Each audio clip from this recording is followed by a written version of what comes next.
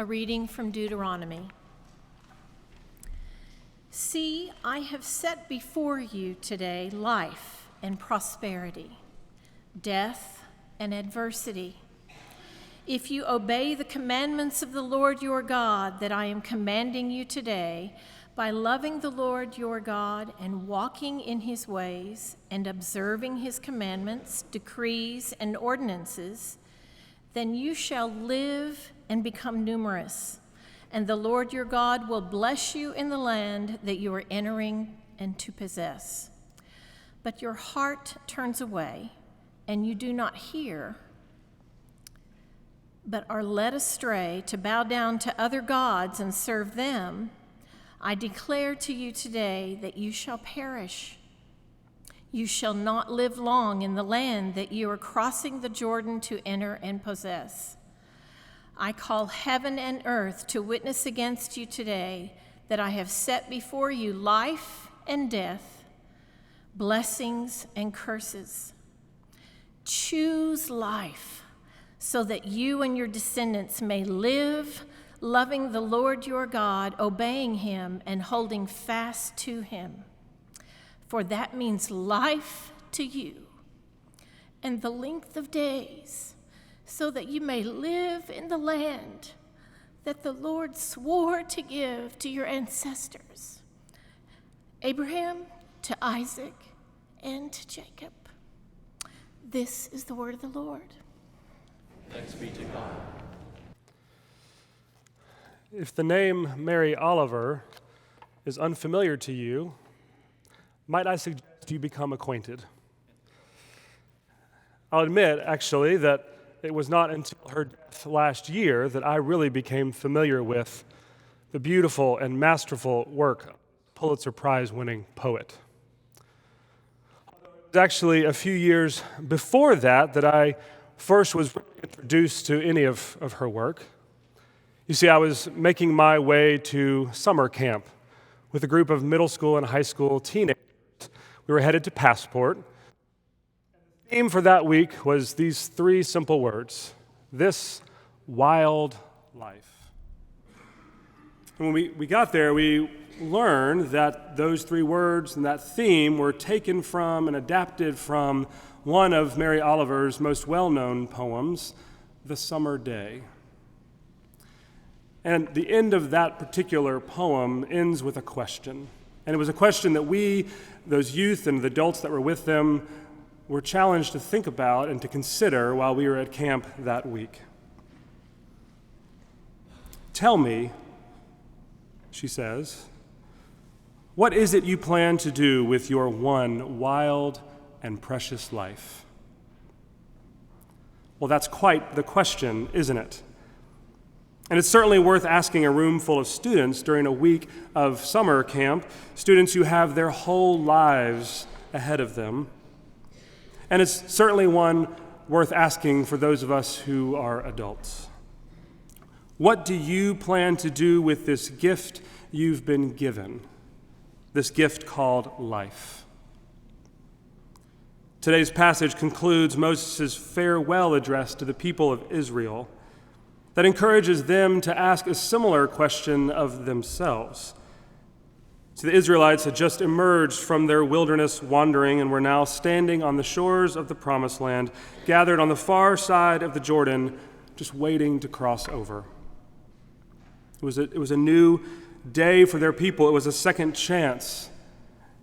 And there, on this momentous occasion, Moses preaches this fiery message to his people, a sermon of sorts, ending with this one final charge. Choose life, so that you and your descendants may live. The last will and testament of Moses, you might say, before he dies, and Joshua takes his place leading the people of Israel across the river. Choose, Moses says, between life and what is good, and death and what is wrong. Now, I don't know about you, but when I hear stories like this, I tend to try to find myself in that story, and I picture myself standing among the others in that crowd, along the riverbank, hearing Moses' words and thinking, I'll take life and all that good stuff, please. Sounds pretty good, and it seems the obvious choice, does it not? But Moses, at least, seems to know that there is more to this choice to make, more for us to consider than what seems obvious at first. And so while we're considering it, what does it really mean to choose life anyway? Aren't we all living and choosing life? Well, maybe a better place to start is, what does it not mean? One of my seminary professors has reflected on this text in a way that I have found particularly helpful. Our choices, he says, are not usually labeled life and death. Most of our decisions do not seem important, but life and death are before us every day. We choose death when we ignore God and choose anything inferior. Death, he concludes, is a slow process of giving ourselves to what does not matter. You see, for the people of Israel, the message from Moses was a reminder that one way to choose such death is to choose, as they had done from time to time, the way of idolatry, of worshiping things or people inferior to the only one worthy of worship. And although theirs may be different from ours today, we know that idols can be powerful things. Our worship of them changes us. If we worship money, for example, we become greedy. If we worship power, we can become corrupt. If we worship another person, we can become codependent. And as another poet explains, Ralph Waldo Emerson, that which dominates our imaginations and our thoughts will determine our life and our character. Therefore, it behooves us to be careful what we worship, for what we are worshiping, we are becoming. And we all have these things that we idolize or covet or prioritize over God's teachings, things such as money or notoriety or success, ego, security, or power. We make idols out of politicians or political ideologies. We chase after shiny new consumer goods. We spend hours of every day bowing down toward the idol of technology and our smartphones. We all have these golden calves, the thing or things that we think give us life and joy and sustenance, but instead lead us elsewhere. Beware of idols, for Moses warns us of their path toward destruction and death. To choose to submit ourselves to the things that do not ultimately matter, things that do nothing to bring about life and goodness, that is what it is to choose death. And so we turn to the other side of the choice. What then does it mean to choose life and prosperity, to choose what's good over what's wrong? Where do we even begin? How do we begin a life-choosing process? Well, I believe that it begins with us choosing to live with eyes opened to the life-producing work God is already doing around us. It is to ask the question, as that youth group that I mentioned earlier often did, where do you see God? Where are you experiencing God every day? It is to choose then daily to not just look for God, but to join God as co-workers in producing and sustaining life. Making that kind of choice means choosing to love God with more than our minds, but with our heart and our soul as well, as Moses shared earlier in his sermon. And now, here at the end of his powerful speech, Moses helps us again to see the answer to the very question he's initiating in us. How do we choose life? Well, we choose life, he says, by loving the Lord our God, obeying and holding fast to the one true life giver. To choose life is to choose in all we do to love God, to obey God, and to trust God. Here, Moses' words point us forward to gospel words. to the words of Jesus, to the greatest commandment, love the Lord your God with all your heart and your mind and your soul, and love your neighbor as yourself. Choosing life, it seems, is a two-part equation for both Moses and for Jesus. First, love God with all that you have and all that you are. Second, walk in the ways of God, ways of justice, righteousness, and loving kindness. Ways that show love of neighbor, that ensure that not only do we live, but that all are able to live. And not just live. In fact, if you read this story from the Common English Bible translation, it says this: "Then you will live and thrive, and God will bless you." 2 weeks ago, I joined several of the Wilshire staff and friends at a Faith Commons event at Temple Emmanuel. And the topic that morning was hunger in America. Jeremy Everett, you may have heard about already, the executive director of the Baylor Collaborative on Hunger and Poverty, was speaking to this diverse group of people that morning about his recently published book and on the issue of hunger and his organization's work to fight it.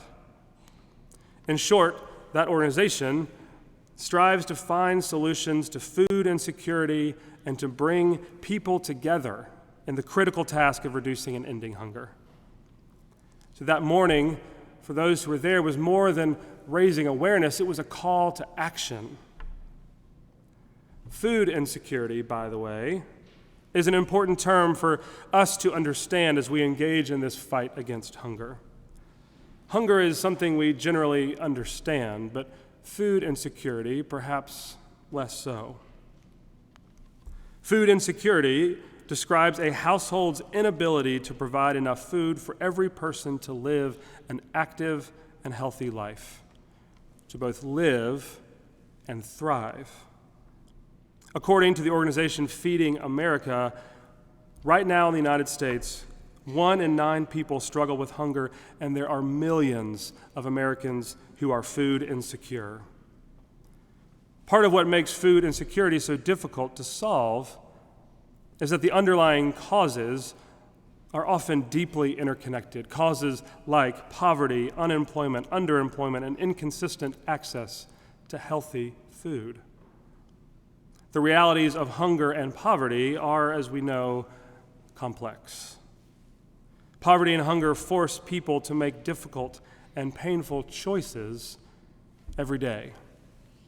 In fact, a study done by Feeding America showed that among those they serve who face hunger, 69% of those people had to choose between food and paying their utilities.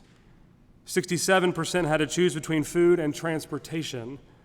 2/3 had to choose between food and medical care. More than half had to choose between food and housing, and 1/3 had to choose between food and education. For far too many families and individuals in the U.S. and around the globe are forced to make difficult choices every day that affect their ability to live and thrive, or even just to live at all. Choices like these are often a matter truly of life and death. That morning at Temple Emmanuel, Jeremy shared with us the heartbreaking story of a young mother who tragically died from an ear infection left untreated because she had to make the choice between food for her children and medical care for herself. Choices will always be a part of human life, and many of the choices that we face every day are difficult. But in this day and age, no one should have to face the painful reality of making a choice between feeding their children or treating an illness.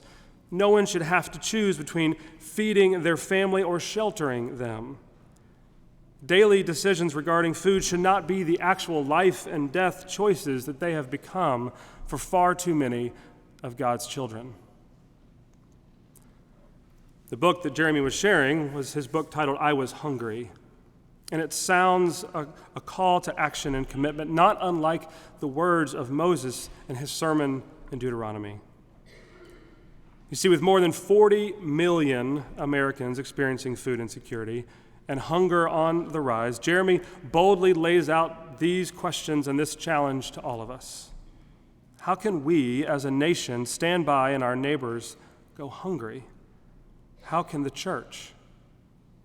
The calling of the faithful is clear. He says, feed the hungry and you will live.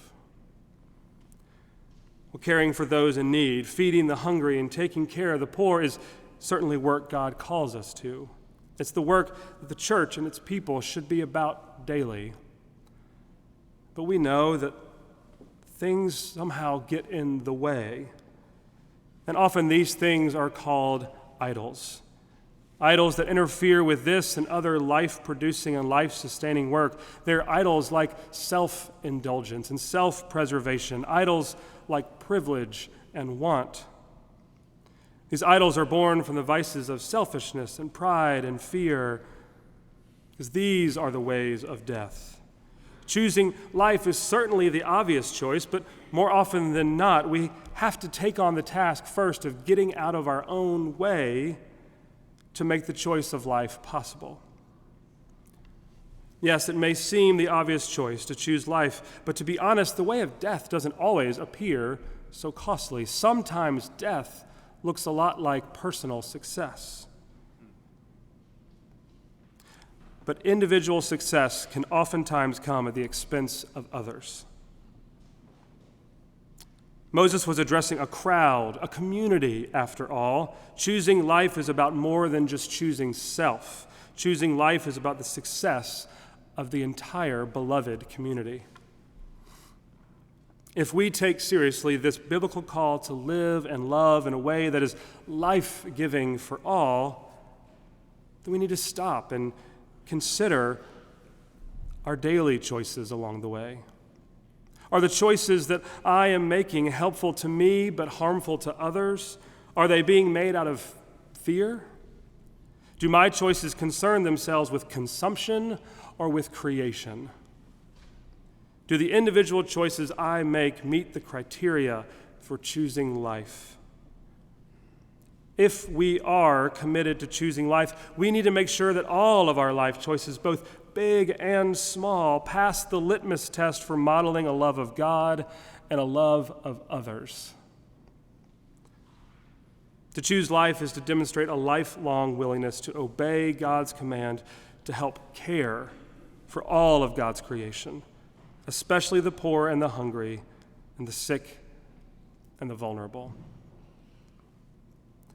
I often think back to that week of summer camp with that group of youth. And I find myself reflecting over and over again on Mary Oliver's question. What do I plan to do with this one wild and precious life? How do I intend to put such a precious gift to use for the betterment of just myself or the betterment of all of God's children? Whether it's Moses or Mary Oliver, whose words are in my head and calls me to reflect on life this way, I hope that those words stay there always. I hope that I am reminded over and over again of the clear calling of the faithful, the call that is for me and is for all of us, the call that says, choose life. Care for those in need. Feed the hungry. Love God and show God's love to everyone, and you will live, and all will thrive and be blessed.